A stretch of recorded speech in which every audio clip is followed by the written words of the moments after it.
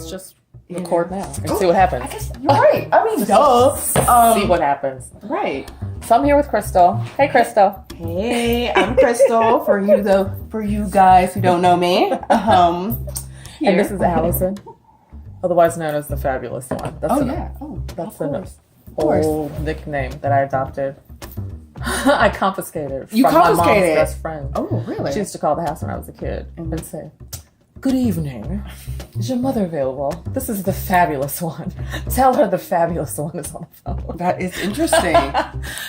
So anyway, sidebar. I decided I was going to take Fabulous in her honor, since she's no longer here. Neither is my mom. Yes, of course. Nobody's here to object. Right. But anyway, so we were talking about dispelling the myths about the Tuskegee experiment. Right. And you were under the impression that this incident occurred, and all of the distrust happened since then because these black men in Tuskegee, Alabama, were actually injected with syphilis. Right. And that is not the case. That part isn't true. Really? Never knew that.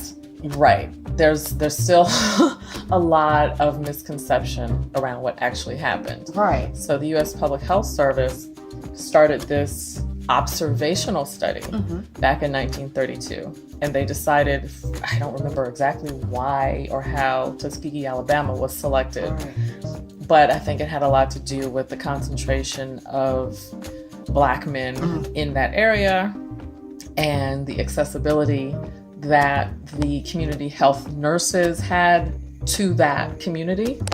And so they decided to observe how the disease progressed in these men. Now, keep in mind, in 1932, there were no antibiotics. Right. And so there was no intervention to be had. So they simply was just looking at the progression of syphilis. Exactly. Oh, okay. Exactly. Okay. So it has various stages. So syphilis can manifest itself in mild symptoms early on, but the longer it goes untreated, the more detrimental it is to your entire body. So it can cause blindness. It can cause mental illness. Yeah. Did not know that. By the way, there was a meme. What? Was it a meme or was it just a post on social media? I think it was on Facebook about Donald Trump. And it had to do with thinking that maybe he's got syphilis from all that unprotected sex he's had. And that's why he's so mentally ill. But anyway. We have to find that meme and share it with our listeners. I know. To make it current. Yes.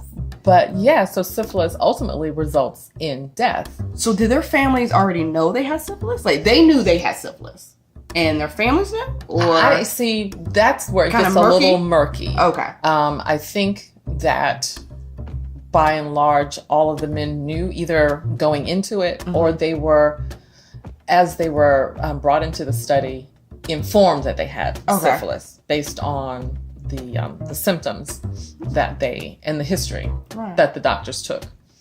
So the Public Health Service was taking copious notes about what was happening on a regular basis when they would come in for their study visits. And they actually had nurses that went around and drew blood, and that's where the notion of them having bad blood comes in. I did not know that. Right. So it was under the pretense that they had bad blood, that they were being followed by these medical professionals. But no, they were not injected with it. They weren't injected. So did they believe that they were getting treatment, but they really weren't? They did believe that they were being treated, and that the drawing of the blood itself was, in fact, a treatment as well. So, did not know that. Right. So there was no informed consent. That is the exact opposite of informed consent. Yes, correct. Right. Well, because of that, now we do have informed consent. Exactly. So, bingo. Yeah. So if any, as egregious as it was, as exploitive as that was, and as notorious as it has become over the years, both in minority communities and within the medical and research industry as well, there was something good that came out there was something good that came out of it. Right. And that is much more strict rules and regulations and oversight and scrutiny, and I mean, almost to a fault, if you ask me. Right. They scramble to make sure that Both the perception parties, is that this will never happen again. of course, and both parties are informed. Correct. Correct. Best of its ability. Well, the reason I say that sometimes they do it to a fault is, have you looked at an informed consent form? Right. You almost need a lawyer to read exactly. it. But, well, you hit on something. They're written by lawyers. They're approved by lawyers. So the team of lawyers that work for the research scientist or for the drug sponsor, they're the ones who put these informed consent forms together. Of course. And you see legalese in it. You see Exactly. Legal jargon, and medical even people jargon. who are educated. Right. Even people with medical degrees have a hard time deciphering these things. Right. I've What had does this truly mean? Yeah, I've had conversations with investigators themselves where I've said, I'm not quite understanding what's written in this paragraph. Can you explain it? And they have to excuse themselves out of the room and go consult amongst themselves. Right, consult and come back and go, okay, well, this is what it means. And most of them will admit this stuff is really, really densely written. Right. It's densely put together. And it's really put together to protect the interests of those who are running the trials, first and foremost. Of course. There is a body of guardianship, if you will, that is in place to protect patients. And that's called the IRB. Okay. IRB stands for Institutional Review Board. Perfect. All these acronyms. Yes, Yeah, but IRB. that's very important to know. Yeah. Let's say it again. IRB. IRB. Investigational Review Board, people. Institutional Review Board. Oh, I'm sorry. Institutional. They represent the institution. Great. But their charge is to protect the safety of patients who participate in clinical trials. So they review the informed consent form. Okay. They review flyers and all manner Printed of materials, photographs. and marketing. I gotcha. All of that has Gotcha. to come through them. They're the ones who'll say, oh, no, you can't say it this way because it sounds coercive. You can't put a monetary amount. Because it sounds.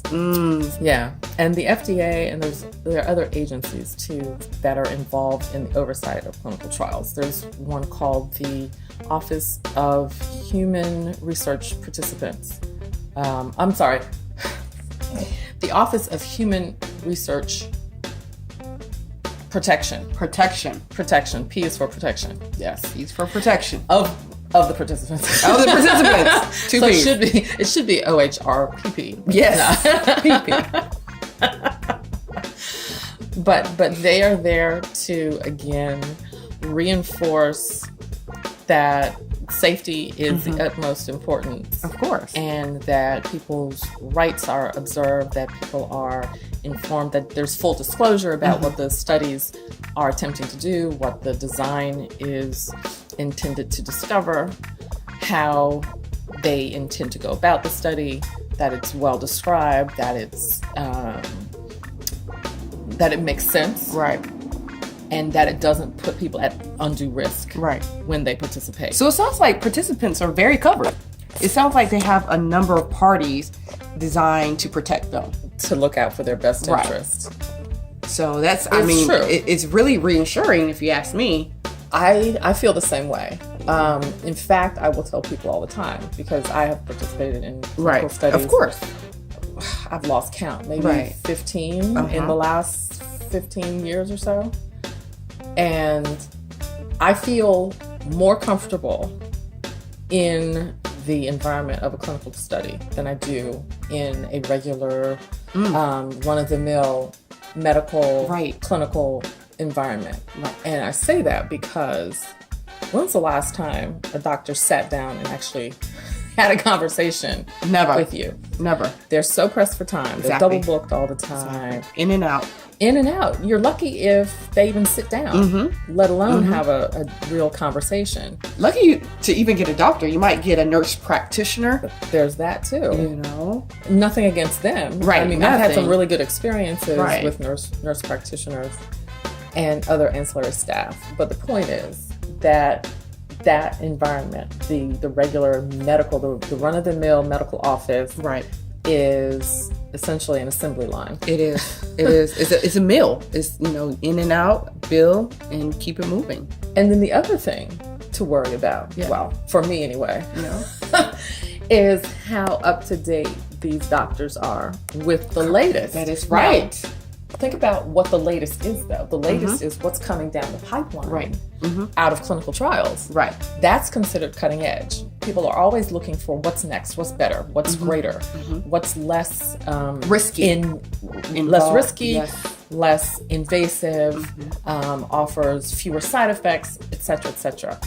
And so, if your doctor that you've created this Relationship with, that has been seeing you since you were born, is not really keeping up with the literature, is not someone who combs it to find out, Exactly. okay, maybe this isn't the best anymore. Maybe I should include a broader spectrum of drugs or treatments. bingo, exactly, in the repertoire. If they're not doing that, can you say you're getting the best care? You can't. No, can't. no, because it's not being considered as an option. That is correct. So to be really empowered, I think you need to have the full spectrum of options available to you. You also need to have a conversation with that provider so that they know what's important to you. Because ultimately, it is the patient's decision It is. as to what should happen or what is the best option. Exactly. You are the sole captain of your ship. Bingo. So you have the power to say, "Hey, Doctor So-and-so, I feel like this treatment could be better. This drug is not working.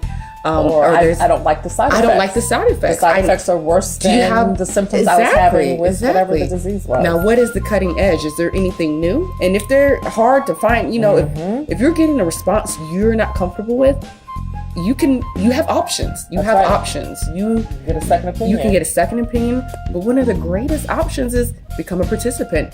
Be involved in the research itself. There you go. That's where you're going to be able to see the cutting edge and be able to, receive all the treatment and be part of that. Right. And what's even better with getting, your medical expenses could get covered, just depending on the study.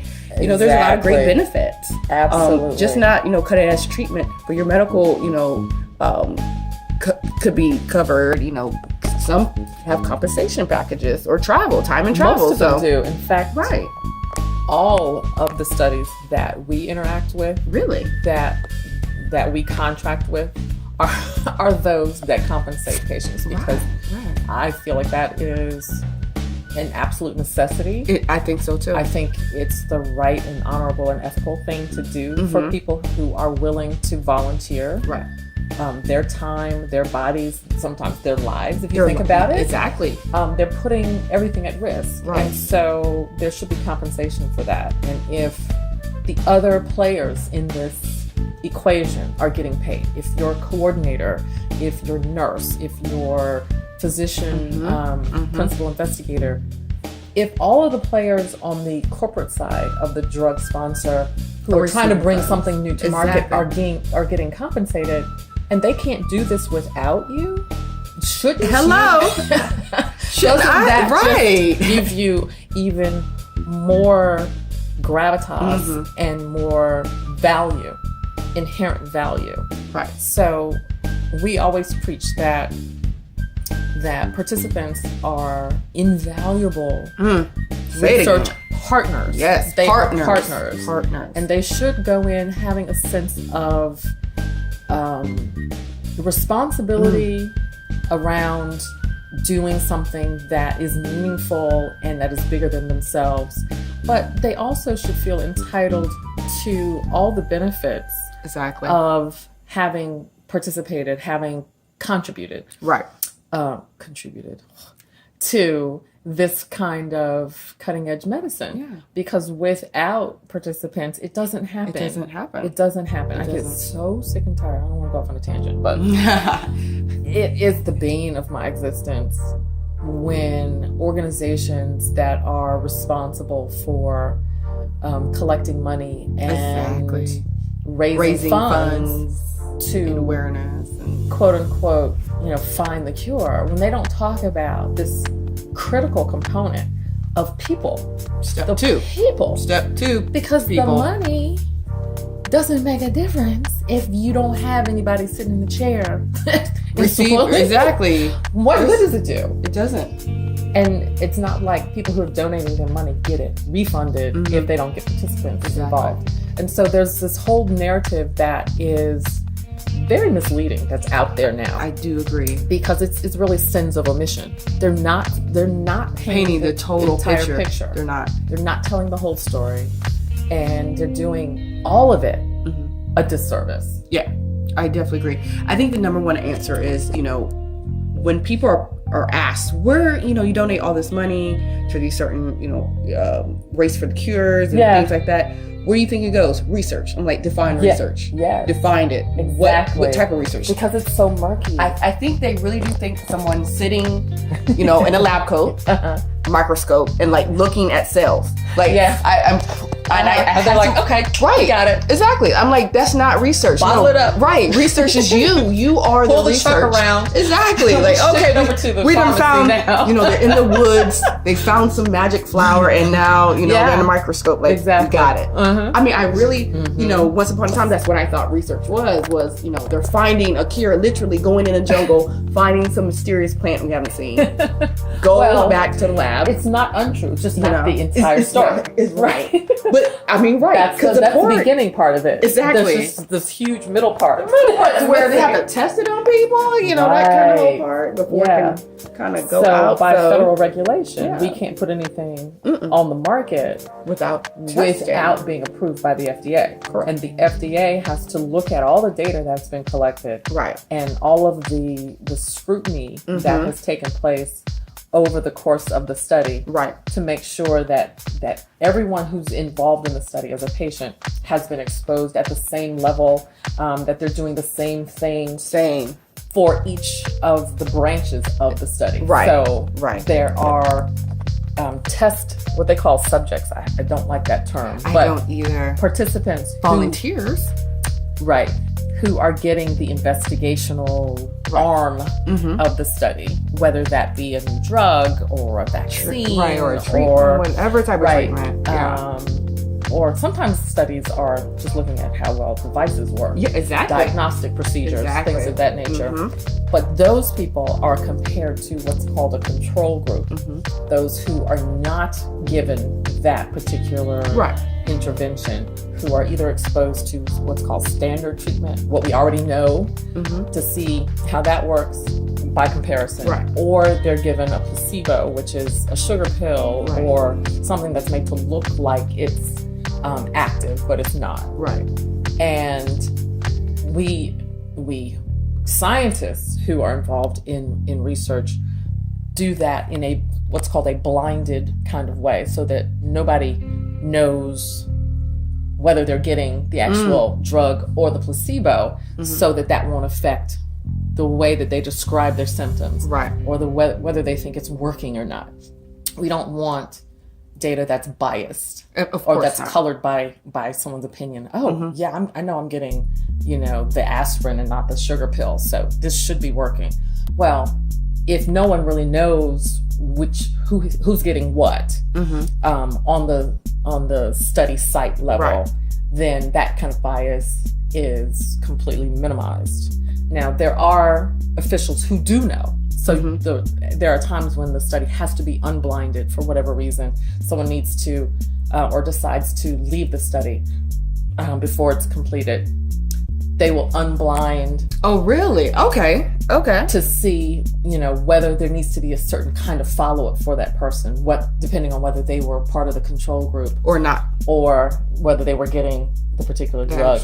Because even if you decide to stop a study, you shouldn't just disappear altogether, because that might be unsafe in terms of needing to wean you off of whatever it was you were on, if you were on it. Right. So hence the need for unblinding at some point. That's good to know, because that was definitely one of the myths we try to debunk. Was a lot of times people are scared or they just feel uneasy because they always think, I'm going to get nothing but a placebo. You know, I don't want to participate because they're just going to give me a water pill or a sugar pill, and that's not the case. I mean, well, especially if you have a specific disease, like asthma or lupus, and you've been on treatment, they're not going to withhold treatment. You're going to get either what's on the market already or this new experimental intervention. That's good to know. Yeah. So you would not go without. Right. Particularly for people whose lives depend on. Exactly. Right. So I think that's what a lot of people are worried about. It's like, you know, we see the questions come through all the time. Well, if I participate, then do I have to stop my regular set of medication? And you don't. Right. You don't. And there are a lot of studies that actually fold in what you're currently taking. For example, there are lupus studies that let you continue the treatment that you're on, and they add in an additional treatment. Right. Just sprinkle in a little, new, just to see if it helps. Yeah, exactly. Right, to see if it lowers the severity of the symptoms, to see if you have fewer flares when you're on this additional thing. So, there's so many studies with so many different designs that it's worth looking into what might be a good fit for a specific individual. I feel like you have nothing to lose, but you really a lot don't. to gain. I mean, what is your excuse now? I don't know. Why wait? At least I love that tagline. That's good. Thank you. Why wait? Why wait? Absolutely. Because you have nothing to lose, people. I mean, people, every day you take risks. Why not be a part of something greater? Be part of your community. If you're part of this world, if you are amongst the living, you encounter risk every day. Daily. We don't escape risk. We don't. It's part of everyday existence. So to assume that you're signing up for something that is risk-free, or guaranteed, that's not. That's unrealistic. It's unrealistic. Completely unrealistic. But when you have to, when you look at the scale and you weigh the pros and cons, there's definitely more pros than there are cons. So, if you're really in uncomfortable or in discomfort and you want to seek something innovative and new, sign up. I Participate does a great job of holding your hand and walking you through the steps necessary. That's what we aim to do. Exactly. Because that's missing out there. It is. It really is. And I think we do a great job of, thank you. You're part of the we. I know, right? Do a great job of, educating and including you in the process and being real and honest. Like, this is what you should expect. And if you have any questions, reach out to us. We're always there. I think on Facebook, you're open 24/7. I mean, this woman is literally up, all day, all night. So from Hawaii to North Carolina, you will be served. There's definitely studies happening all around, nationwide. And we can do a customized search for you. Exactly. So there's no excuse. If you don't have no computer, no phone, there's no excuse. Like, just call us, text us. Allison, how do they reach us? So any number of ways. Smoke signal. I'm just okay. Yeah. So just get 2 sticks. Rub them together. We're on Facebook under I Participate. We are on Instagram. I Participate 360. Yep. We're on Twitter. I Participate 360. They can email us at iparticipate360@gmail.com, and the website offers a search tool as well, and you can also browse different studies. You can browse different studies that are currently under promotion, but you can also find something else entirely. You can email us through the website, and the website is www.i-participate.org. Don't forget the dash. i-participate.org. Or you can give us a call 24/7. The number is 860-556-3866. Wow. Awesome. I mean, that was great. So you guys, we look out for next week's episode. So bye guys. Thank you. Take care.